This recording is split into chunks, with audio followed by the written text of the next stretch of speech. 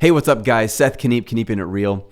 Today, I'm going to walk you through how to find your area of expertise for building your course. Now, before you build your course, before you start your community, you have to decide what market you're going to serve. This is important, but to know what market you're going to serve, you have to know what the topic will be for your course and community. And to know what topic you will teach in your course and community, you need to figure out what your area of expertise is that you're going to go with. Let me give you an example. Your topic might be how to destroy your debt and create passive income. This is something you want to turn into a course. You want to sell it for a lot of money while helping people, which is really fun to do. But in order to do that, you need to figure out, is this the right topic? Here's another example. Your topic could be how to lose weight playing pickleball, even if you have no previous experience. Or it could be how to become your own mechanic and make better money than a car garage. Now, these are just a handful of tens of thousands of topics you could choose. And people tend to make two mistakes at this stage, which I want to share with you. Mistake number one is being overly confident about the topic you already want to focus on. Now, I understand if you feel like God has put a topic on your heart that you know you must focus on. I respect that feeling that you have. But at the same time, before you spend hours building out your course, your community, your marketing funnel, you want to be sure there is a market for this topic, because the same God who could put something in your heart also expects us to research and use our brains. You do not want to spend hours building out your course only to find that no one wants to pay for it. Now, I will show you how to test your idea before you spend time building it into a course. And that's in a different video, so don't worry about that. But I'll tell you this, it is rare that someone has to abandon a topic they are passionate about. Because most of the time, if there's not a market for what you want to teach, all you need to do is just niche down deeper, which I'll explain how to do. And even if you already know what topic you're going to monetize, don't skip this key part. The list of accomplishments that you have from your life will not only serve as evidence to bolster your qualifications when you launch your course, but it will also help you to figure out what specifically you should choose. And that brings me to mistake number two, and it's the other extreme: underestimating your skill in your area of expertise. If this is you, do not feel alone. Those little voices in your head telling you that you have nothing of value to bring are not from God. If the Almighty Creator considered you worth dying for, He bled for you. What greater love has man than this, than to lay down his life for his friend?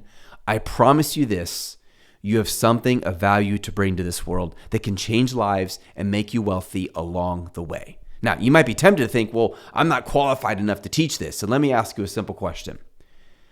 Do you have to be the best in the world at something before you are worth being paid for it? If that was the case, then the only people in the world who could get hired for anything would have to be the very best, and the world would completely shut down. There will always be someone out there who knows more on your topic than you do. And that's great. Let them motivate you to keep improving.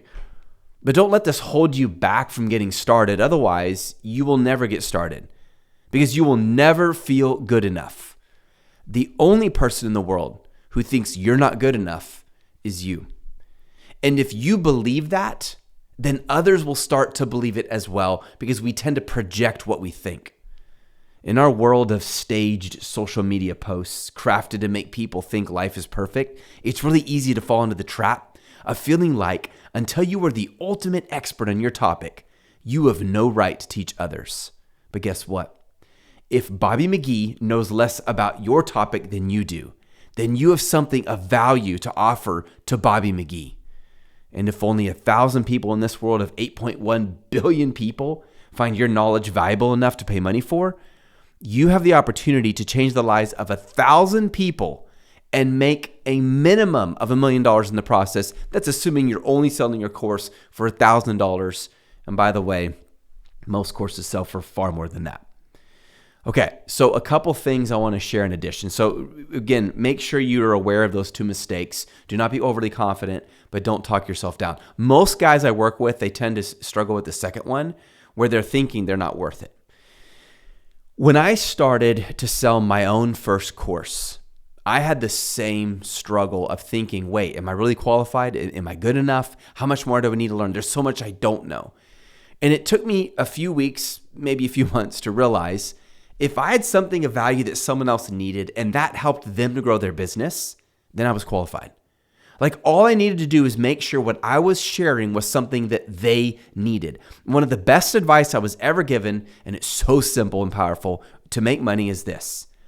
Find a market that's growing. Find out what people want in that market. Build what they want and sell it, and you will make money. Every single time you go to the store and buy something, you are literally exchanging money for value because it's something you want, and the person, the company, the entity who created that product knew you wanted it, and so that's why they're offering it for sale, and that is how they're making their living. When I started, I had to go back to the basics and say, okay, what do I know and what do I not know? And I just focused on what do they need. Let me give you a really cool tip. As you build out your course, ask your clients what they need. Don't build it out and then sell it. Win clients quickly and build it as you go. Ask them what they need. An easy way to do it is just say, hey, send me your top 25 questions about what you want on this topic. Let's say the topic is pickleball. I want you to send me your top 25 questions you have about pickleball. Okay, what are the rules? Got it. That's going to be chapter number 1, the basic rules of pickleball. Here's another question. What are all the different shots I'm going to do? Perfect. I'm going to show you the 12 shots of pickleball. Number 3, how much should I practice? A calendar for how to practice and when to practice. You see what I'm doing? I'm creating value based on what they're asking for. And when you do that, the marketing is really easy because you already know that's what people want. Like a lot of new entrepreneurs, they make this huge mistake. They go out, they have this cool idea, they come up with this product, they spend tons of money and time building it, and then they bring it to the market and no one buys it because it wasn't what they wanted. It was what the entrepreneur thought they wanted. But guess what? Doesn't matter how much you like your product. If your customers don't like it, they'll never be your customers and you're not going to make money. Okay, I got one more thing for you. As you figure out what your topic is going to be, I recommend you take every life experience you've ever gone through, okay? Each experience we're going to call a domain. So for example, if you're married, that's a domain. You have experience being married. If you have kids, that's a domain. If you were not married, that's also a domain. If you went to college, that's a domain. If you did content marketing for a company, that's a domain. If you were in politics, that's a domain. If you created a volunteer organization, that's a domain.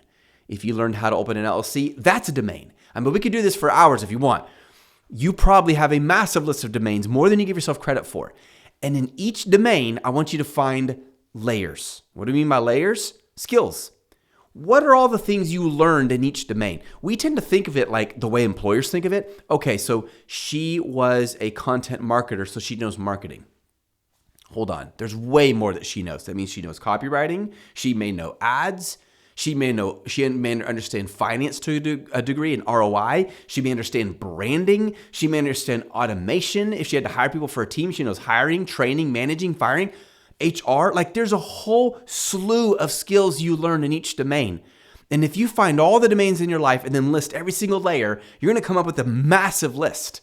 And then all you have to do is say, okay, for which of these is there a market that I love? Is it a topic I love? Am I good at it? And is there a market? Those 3 things. Am I good at it? Do I love it? Is there a market for it? I'm not going to explain that in a future video. But if you want more information, go to this link, SethKniep.com, SethKniep.com, and have an amazing day.